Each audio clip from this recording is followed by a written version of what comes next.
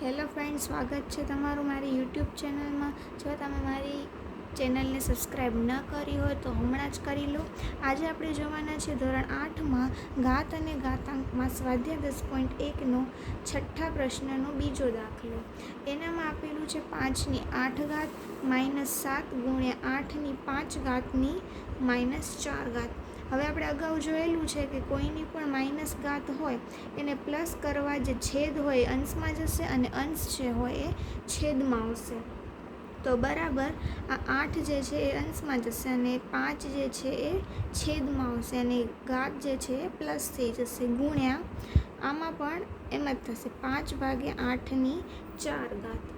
હવે 8 જે છે એની 7 ઘાત અને 5 ની 7 ઘાત. આ 7 ઘાત એ આખા કાઉન્સની હોવાથી આ બંનેને લાગુ પડશે એટલે 8 જે છે એ 7 વાર લખીશું. 3, 4, 5, 6 અને 7 અને 5 ની પણ 7 ઘાત છે એટલે 5 પણ 7 વાર લખીશું.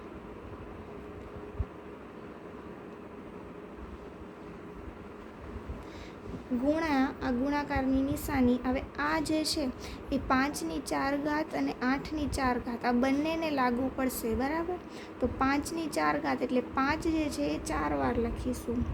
1, 2, 3 અને 4. 8 પણ 4 વાર. હવે આમાં શું કરવાનું, તો આ ગુણાકારના સંબંધમાં છે એટલે આપણે એને ઉડાડશું. તો 1, 2, 3, 4. 1, 2, 3, 4 આવડી જશે.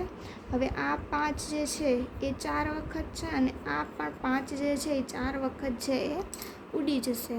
તો હવે આ 8 જે છે એ 3 8 જે છે એ બાકી રહ્યા અને અહીંયા શું બાકી રહ્યું, 3 વાર જે 5 છે એ બાકી રહ્યું.